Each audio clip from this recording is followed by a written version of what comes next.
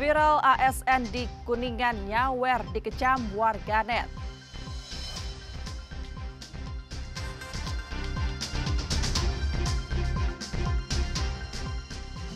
Harga naik, petani dan pemetik cabai untung.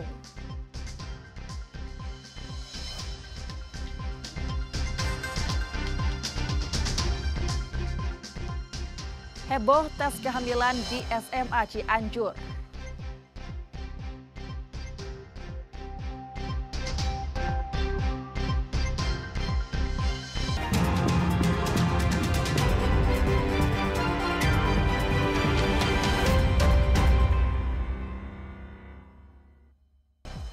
Selamat pagi saudara, selain ketiga informasi utama tadi, kami masih memiliki informasi menarik lainnya.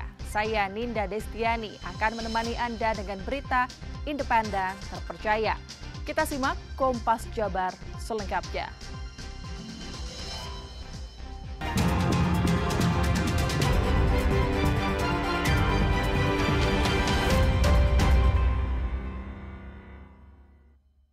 Video seorang PNS sawer uang dengan menggunakan seragam di jam kerja viral di media sosial. PNS tersebut diketahui merupakan Kepala Bidang Dinas Kesehatan Kabupaten Kuningan. Badan Kepegawaian telah memeriksa 5 orang serta menegur agar tidak mengulangi hal serupa.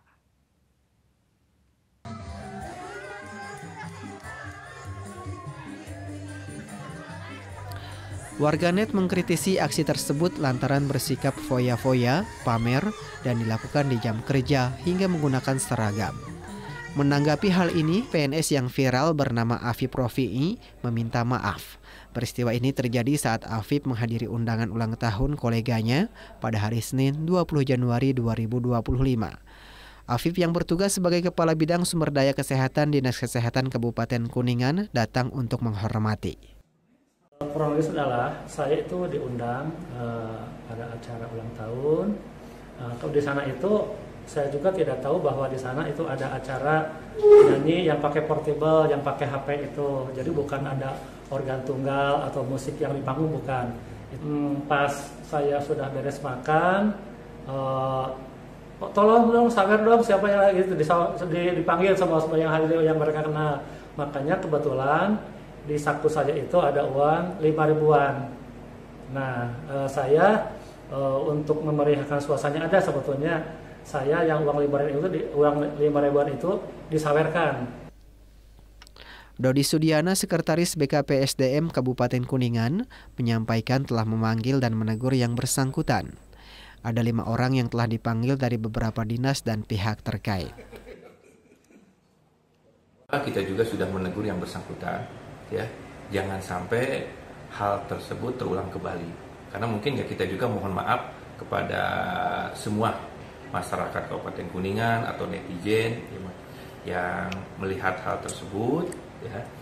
Dan ini juga sebagai bahan bagi kita semuanya juga, mungkin nanti PNS khususnya di Kabupaten Kuningan, jangan sampai hal-hal tersebut terulang kembali.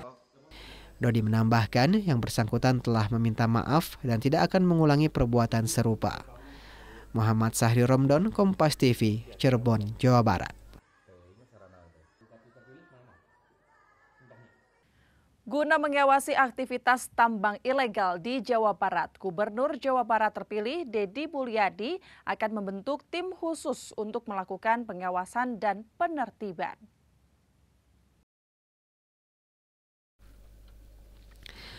Tambang ilegal di Jawa Barat saat ini sedang menjadi sorotan. Tambang tak berizin alias ilegal ternyata banyak ditemukan di Jawa Barat. Buntut temuan tambang emas di Kabupaten Bandung, saat ini pemerintah Provinsi Jawa Barat menginventarisir jumlah tambang-tambang tak berizin. Dinas Energi dan Sumber Daya Mineral (ESDM) Provinsi Jawa Barat menyebut ada 176 titik tambang ilegal atau pertambangan tanpa izin yang tersebar di 7 kabupaten kota. 176 titik tambang ilegal itu merupakan hasil penelusuran sepanjang 2024 dan sudah dilaporkan kepada pihak aparat penegak hukum untuk ditindaklanjuti. Gubernur Jawa Barat terpilih Deddy Mulyadi angkat bicara soal tambang ilegal. Dirinya akan membentuk tim khusus untuk melakukan pengawasan dan penertiban.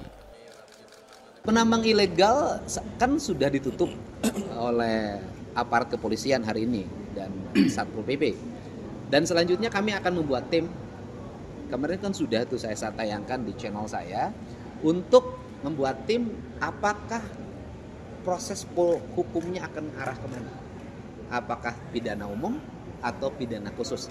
Nanti tim yang memutuskan. Untuk bantu akan di Sunandar, Kompas TV, Bandung, Jawa Barat. Kita ke informasi lain, Saudara. Harga cabai yang melambung hingga Rp85.000 per kilogram di tingkat petani menjadi keuntungan tersendiri bagi para petani di Kabupaten Tasikmalaya. Sebelumnya, harga jual cabai dari petani Rp40.000 per kilogram kini naik 2 kali lipat. Harga jual cabai dari tingkat petani di Kabupaten Tasikmalaya naik 2 kali lipat menjadi Rp85.000 per kilogram yang semula harga Rp40.000 per kilogram. Tingginya harga cabai rawit merah ini memberi keuntungan bagi para petani. Seperti petani Aji Yepi berada di Desa Cilangkap, Kecamatan Manonjaya, Kabupaten Tasikmalaya, mengatakan sebelum perayaan Natal 2024 harga cabai Rp20.000 per kilogramnya. Menjelang tahun baru harga naik menjadi Rp40.000 per kilogram. Dan kini harga jual di tingkat petani sudah Rp85.000 sampai Rp88.000 per kilogram. Kenaikan harga cabai ini dipicu berkurangnya produktivitas tanaman akibat pengaruh cuaca ekstrim. Hampir 40% tanaman milik petani di Jawa Tengah dan Jawa Timur terserang hama hingga busuk batang dan busuk buah. Namun berbeda dengan Aji Yepi, cabai yang ditanam di area 4 hektar hasilnya sangat baik. Untuk per hari ini tuh di tingkat petani antara range di 85 sampai 88.000. Untuk ecerannya itu sekarang di pasar itu di angka 100 lebih, ada yang 120 bahkan ada yang 140.000. Berarti cukup tinggi ya Kang harganya? Sangat cukup tinggi karena ini momen tahunan. Momen di musim hujan itu memang dari tahun ke tahun seperti ini. Keuntungan juga dirasakan pemetik cabai Nur Halimah. Dirinya mengaku upah memetik cabai Rp2.000 per kilogramnya yang sebelumnya hanya Rp500 per kilogramnya. Tahu nggak saat ini harga cabai lagi tinggi? tahu hampir 100 di pasarannya. Kalau dari sini paling 85 atau 90. 85-90 ya. Teh dengan naiknya harga nih gimana nih? Ini berkah nggak buat Teteh sendiri? Ya berkah buat saya, buat itu yang punya gitu. Harga cabai yang naik memberikan keuntungan bagi petani dan warga sekitar. Kestabilan harga menjadi harapan utama bagi para petani maupun konsumen. Dukungan berkelanjutan dari pemerintah sangat dibutuhkan agar sektor pertanian cabai tetap menjadi andalan bagi perekonomian lokal dan nasional. Dede Ibin, Kompas TV, Tasikmalaya, Jawa Barat.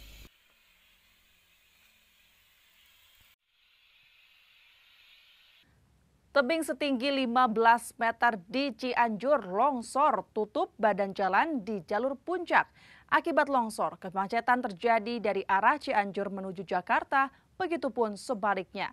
Sementara itu, jalur utama Pantura Kabupaten Cirebon terendam banjir. Tingginya permukaan air membuat arus lalu lintas dari arah Jawa Tengah menuju Jakarta dan sebaliknya macet.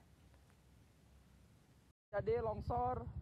Pekan lalu beberapa wilayah di Jawa Barat terjadi bencana alam. Seperti di wilayah Cianjur, Kamis malam 23 Januari 2025, longsor menutup badan jalan di Jalan Raya Cipanas Puncak, tepatnya di Lembah Koi, Cianjur. Tebing setinggi 15 meter ini longsor dengan ketebalan 2 meter setelah diguyur hujan berjam-jam lamanya dan menutup akses jalan dari arah Cianjur menuju Jakarta maupun sebaliknya. Tidak ada korban jiwa dalam peristiwa ini karena kondisi lalu lintas sedang sepi. Di jalur Jalan Raya Cipanas. Untuk para pengguna jalan yang akan melakukan perjalanan mengarah puncak dari Cianjur ataupun dari Bogor mengarah Cipanas atau Cianjur, mohon waktu karena sedang dilakukan evakuasi pohon tumbang yang berada di tikungan Lembah Koy ataupun di wilayah Cipanas, Tugaran. Saat ini yang melakukan melintasi ke arah Cipanas ataupun ke arah Puncak yang dari arah Cianjur ataupun dari arah Bogor, untuk sementara mohon bersabar dan dialihkan ke Hanjawar ataupun ke arah Pacet. Di jalur utama Pantura Kabupaten Cirebon terendam banjir pada Jumat pagi 24 Januari 2025. Banjir ini disebabkan tingginya intensitas hujan sepanjang Kamis siang hingga malam, membuat debit Sungai Singaraja meluap. Ketinggian permukaan air bervariatif antara 30 hingga 50 cm. Banjir ini juga membuat arus lalu lintas dari arah Jawa menuju Jakarta mengalami kemacetan. Petugas kepolisian hanya mengaktifkan satu lajur di sisi kanan karena sisi kiri terendam banjir dengan ketinggian mencapai sekitar 70 cm. Bahwa banjir ini akibat luapan Sungai Singaraja yang mengalir dari arah Abang sampai ke daerah Pengarengan. Kemudian terjadi luapan dari mulai desa Jamuralor, Asana Mukti dan Pengarengan. Situasi masyarakat, aktivitas jalan dan air menggenang ke pemukiman dan jalan. Sebelum banjir ini, hujan deras mengguyur wilayah Cirebon bagian timur. Sejumlah pemukiman juga terendam banjir, utamanya mereka yang tinggal di sekitar sungai. Tim Liputan Kompas TV, Bandung, Jawa Barat. Informasi mengenai sidang perdana TPPU Panji Gumilang akan hadir seusai jeda. Tetaplah di Kompas Jabar.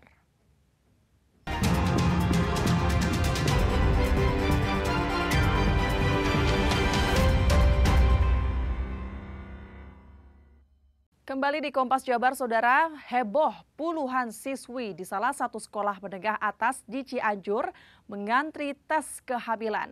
Hal ini dilakukan oleh para guru untuk mencegah kenakalan remaja. Inilah video viral puluhan siswi sekolah Sultan Baruna, Kecamatan Cikadu, Cianjur. Dalam video yang beredar di media sosial ini, para siswa bergantian masuk ke toilet sekolah untuk menjalani tes kehamilan yang didampingi guru pengajar. Hal ini dilakukan untuk menjaga kenakalan remaja dan menghindari pergaulan bebas.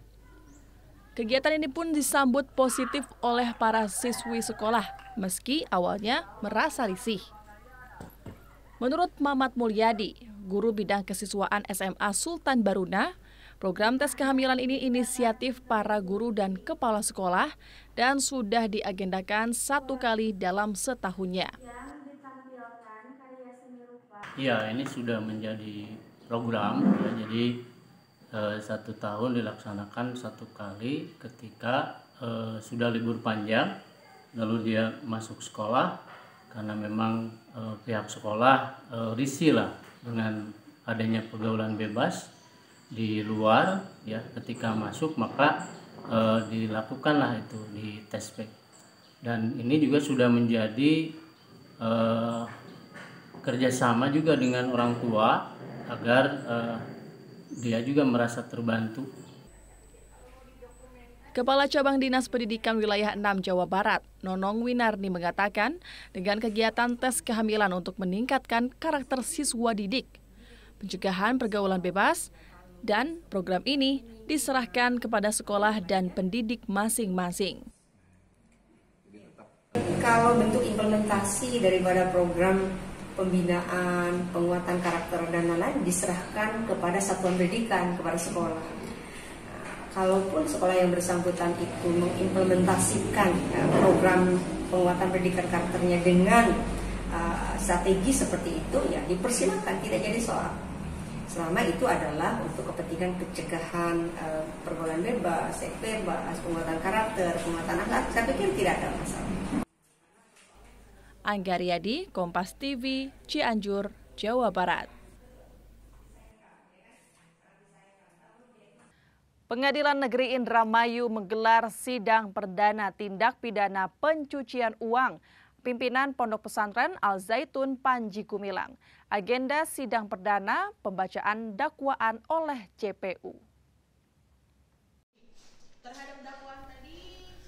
Pimpinan Pondok Pesantren Al Zaitun Panji Gumilang menjalani sidang perdana kasus pidana pencucian uang atau TPPU di Pengadilan Negeri Kabupaten Indramayu Kamis siang lalu.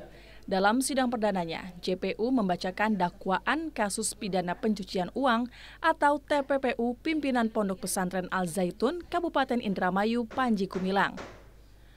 Panji Gumilang juga diduga melanggar pasal 3 Undang-Undang Nomor 8 Tahun 2010 tentang pencegahan dan pemberantasan tindak pidana pencucian uang dengan jumlah ratusan miliar rupiah. Bahkan dalam kasus TPPU ini ikut terlibat istri dan anak Panji Gumilang. Jadi untuk sidang selanjutnya itu akan dilakukan pada tanggal 6 Februari 2025 dengan agenda nota keberatan atau eksepsi dari penasihat hukum terdakwa atas dakwaan yang diajukan oleh penuntut umum. Kalau mengenai apakah dihadirkan anak dan istri daripada terdakwa ke muka persidangan, itu merupakan kewenangan daripada penuntut umum karena itu merupakan kewajiban daripada penuntut umum untuk membuktikan dakwaannya. Sidang akan dilanjutkan tanggal 6 Februari 2025 dengan agenda tanggapan dari pihak kuasa hukum terdakwa. Fadlianto Sugiono, Kompas TV, Indramayu, Jawa Barat.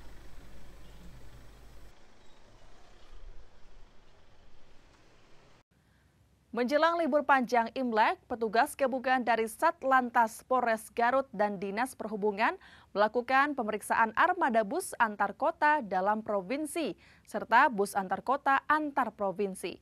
Tak hanya kendaraan dan kelengkapan surat-surat yang diperiksa, petugas pun melakukan tes urin bagi awak bus.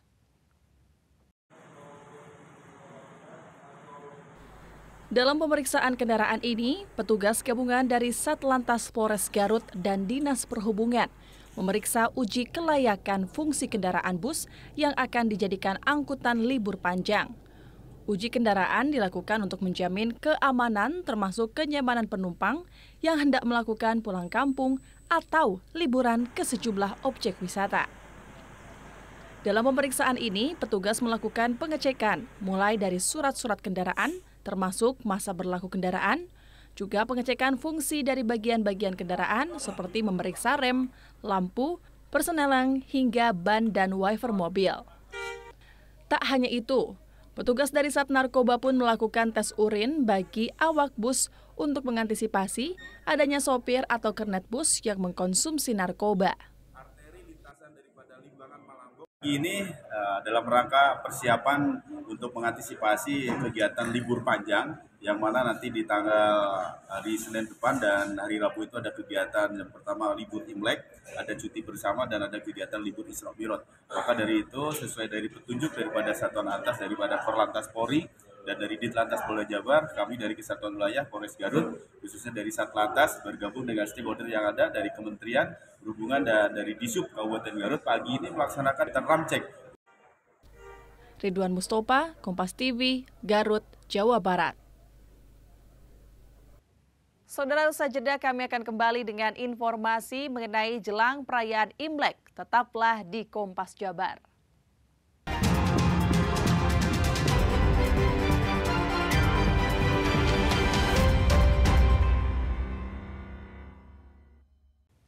Kembali di Kompas Jabar, Saudara, momen Tahun Baru Cina. Salah satu yang ditunggu masyarakat adalah pertunjukan barongsai. Pertunjukan barongsai saat ini juga dapat membentuk kesatuan dan persatuan Indonesia. Pertunjukan barongsai di momen Tahun Baru Cina saat ini bukan hanya tontonan bagi warga Tionghoa saja. Namun, kini pertunjukan tersebut sudah menjadi tontonan masyarakat Indonesia. Salah satu tokoh Tionghoa, Johnny Todd, menjelaskan, perayaan Tahun Baru Cina atau Imlek ini, komunitas barongsai telah berlatih rutin. Momen Imlek, komunitas barongsai kebanjiran pesanan untuk undangan atraksi. Bahkan hingga 15 hari setelah perayaan Imlek. Tidak hanya atraksi di wilayah Bandung saja, namun mereka juga seringkali mengisi acara di luar kota Bandung. Jadi kalau pentas ini beberapa sasana ini melakukan kontrak tentunya. Memang saat-saat yang ramai ini adalah saat Imlek ya, sampai nanti 15 hari setelah Imlek di mall, kemudian juga ada di gereja malahan, kemudian ada di tempat-tempat umum, di tempat-tempat wisata, banyakan seperti itu.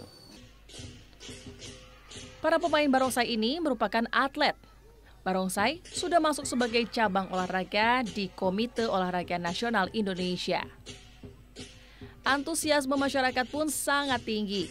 Mereka terlihat terpukau saat melihat pertunjukan barongsai yang memiliki gaya atraksi menarik. Tim Liputan Kompas TV, Bandung, Jawa Barat. Kue keranjang atau dodol Cina merupakan panganan khas yang identik saat perayaan Imlek. Namun bagi perajin kue keranjang rumahan di Purwakarta, pesanan kue keranjang Imlek tahun ini sepi. Tak seperti tahun-tahun sebelumnya, jelang tahun baru Imlek kali ini, perajin kue keranjang atau dodol Cina rumahan di Purwakarta mengeluhkan sepi pesanan.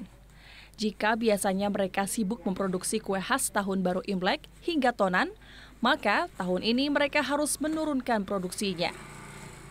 Seperti di Rumah Hayati di Gang Aster, Kelurahan Nagri Kaler, Kecamatan Purwakarta. Dodol atau kue keranjang Hayati merupakan salah satu kue keranjang yang legenda di Purwakarta. Karena kue keranjang Hayati ini sudah mulai berproduksi sejak tahun 1980-an. Diakui Hayati, produksi dodol keranjang jelang tahun baru Imlek tahun 2025 ini mengalami penurunan tajam dibanding tahun lalu. Selain menurunnya pesanan, kondisi diperparah dengan naiknya harga seluruh bahan baku kue keranjang. Kemarin mah nggak bikin, belum ada yang pesen. Sekarang mah ya ada juga. Cuma turun ya, Bu? Ya. Dari bandingin tahun kemarin, bagusan sekarang apa? Bagus yang kemarin dong. Turun berarti sekarang ya? Iya, turun gratis sekarang. Berapa persen? Kalau dipersentasekan berapa, Bu, turunnya, Bu? Ya 20% lah. 20%. Nah, kalau ibu kan asik ketan sama gula putih. Memproduksi ini? Udah lebih dari 30 tahun. Dodol keranjang buatan Hayati ini biasanya dipasarkan ke toko-toko di Purwakarta, Cikampek, Karawang, hingga Bandung. Di sisi lain, kue keranjang Hayati yang sudah bertahan selama 2 generasi ini terancam terhenti karena anak-anaknya tidak ada lagi yang bisa meneruskan usaha kue keranjang. Kedua anak Hayati lebih memilih untuk bergerak pada usaha lain.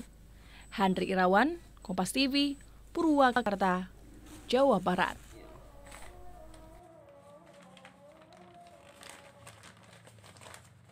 Saudara, dengan berakhirnya informasi tadi sekaligus mengakhiri Kompas Jabar episode hari ini. Saya Ninda Destiani, pamit undur diri dan sampai jumpa.